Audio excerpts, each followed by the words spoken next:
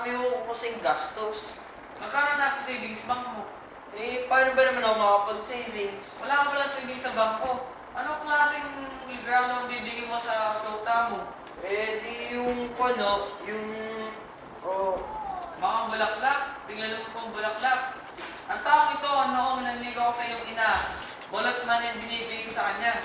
Ay, oo, natandaan ko yun. Pagkabigay mo nga ng maliit balot, sabi ng nanay ko, nako, napakakuripot naman. Pero Petra, ang anak natin 1,000 sinesweldo.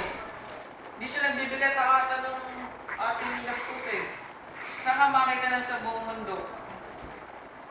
Saan? Sa Pilipinas. Abay, kayo ba matalino ha, Petra?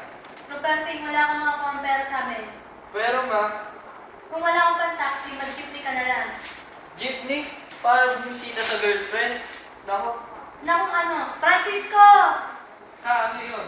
Hindi ikaw yung